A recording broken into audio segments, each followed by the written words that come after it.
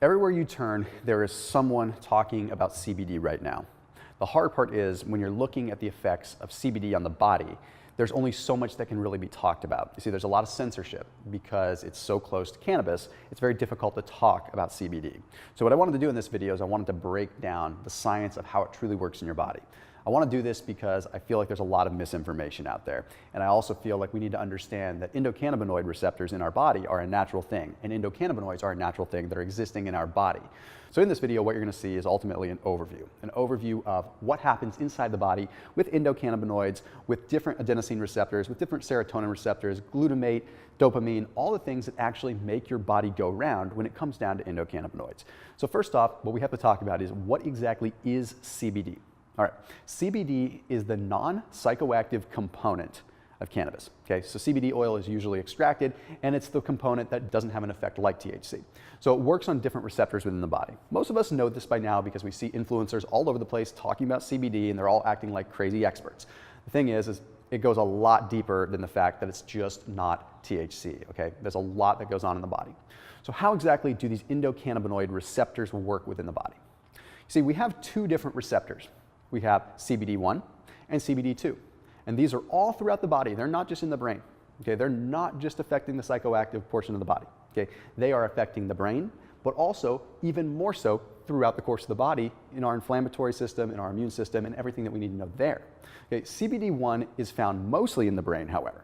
So CBD1 is the one that affects your mood, it affects emotion, it affects a lot of things when it comes down to your appetite, even coordination, movement, and pain that relates to your brain and how you perceive it. Okay, then we have CBD2. CBD2 works on the body, works on inflammation, works on the immune system.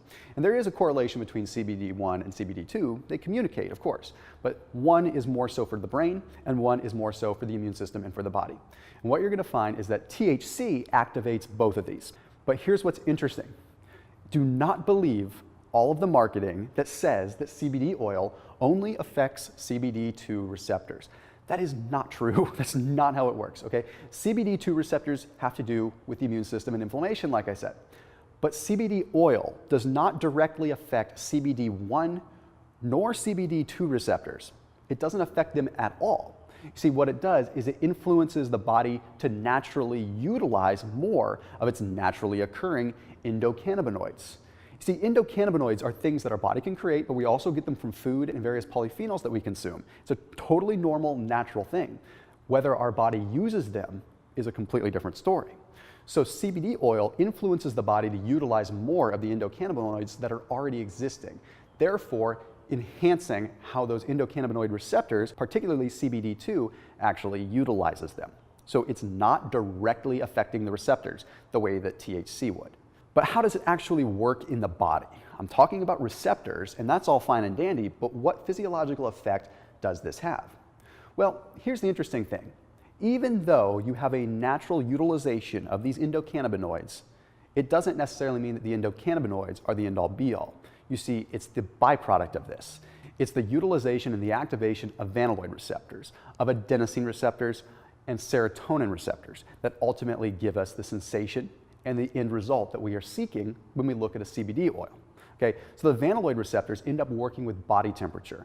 They end up working with helping you regulate that system within the body, also helping you regulate inflammation through different ways. If we have a higher core body temperature, it's going to affect our inflammation. If we have a lower core body temperature, it's going to affect our inflammatory levels within the body. So these vanilloid receptors play a key role, and they are directly correlated with the endocannabinoid receptors. But here's the really interesting one, adenosine. How many of you have ever had a cup of coffee? Or how many of you have ever had caffeine at some point in your life? Chances are you have. So you know that excited, excitatory feeling that you get. Well, what happens with adenosine is you end up blocking adenosine with caffeine. Caffeine blocks the adenosine receptor, which therefore means that you get more excited because adenosine would normally make you relaxed. So if you have a lot of adenosine in the body, you're relaxed, you might even be sleepy. But caffeine blocks that receptor, which therefore makes you more energized. Well, CBD affects the adenosine receptor by increasing the activity of it. So you might be wondering, well, does that mean it's going to do the opposite of caffeine? Well, kind of. It's going to do the opposite of the bad effect of caffeine in some ways. You see, when we actually have caffeine, we are basically blocking that adenosine receptor and therefore triggering a secondary response. We're triggering a secondary response of excitatory catecholamines. What that means is adrenaline, noradrenaline, epinephrine, all of the catecholamines that cause us to have this heightened sense of awareness and alertness. That is what's giving us the energy. It's not specifically the blocking of adenosine. So when we do allow adenosine, we don't have the opposite of epinephrine or adrenaline. There really isn't an opposite of it. It's either just on or off. You don't go fully polar opposite with it. So basically, you're slowing down the epinephrine, you're slowing down the adrenaline, and allowing your body to relax. So it's not like you're going to have the negative effect where you're super, super sleepy. You're just getting a calming effect, which is why so many people like utilizing CBD oil. They just end up getting confused as to why it's actually doing it. Then we have to talk about dopamine receptors. Dopamine's a simple one. Dopamine is the reward system within the brain. So by activating dopamine, it ends up allowing us to feel better all the time. But it allows us to naturally utilize dopamine. We're not taking exogenous dopamine. We're not taking drugs. We're not taking recreational drugs, things that are actually causing us to have more dopamine. We're naturally increasing the body's utilization of existing dopamine by enhancing the receptor sensitivity. Okay, and in that same vein, we also talk about glutamate. You see, glutamate is something that is excitatory. Glutamate actually triggers energy, but too much of it is a bad thing. Too much glutamate can lead to a seizure, can lead to all kinds of bad things. Glutamate is not what we want a lot of. However, the right amount of it can trigger energy in the right places. So when you think about the calming effect of adenosine, making you calm, and then you combine it with a specific energy effect of glutamate, you actually have a really unique thing. You're calm, but that glutamate is activating, energizing specific parts of the brain that are correlated with memory and retention. So thereby, you can have the right energy in the brain, stimulating creative process, all while feeling calm. So feeling calm, relaxed, anti-inflamed, yet still awake in terms of your brain. So very, very powerful when it comes to that. Then, of course, we look at the serotonin receptors. Okay, what ends up happening is CBD activates something known as 5-HT1A.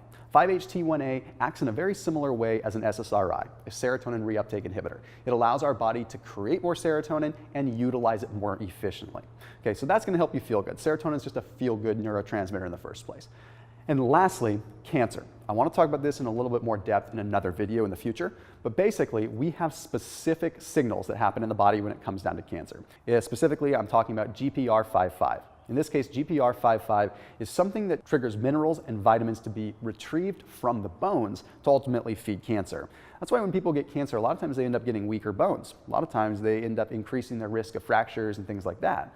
So what ends up happening is CBD reduces the body's ability to retrieve nutrients from the bone to feed cancer cells. This is just one of the many ways that CBD has an effect on cancer, and it's one of the most researched. But of course, I'll do another video in the future that talks about how this actually has a specific effect on a multitude of different things when it comes down to cancer.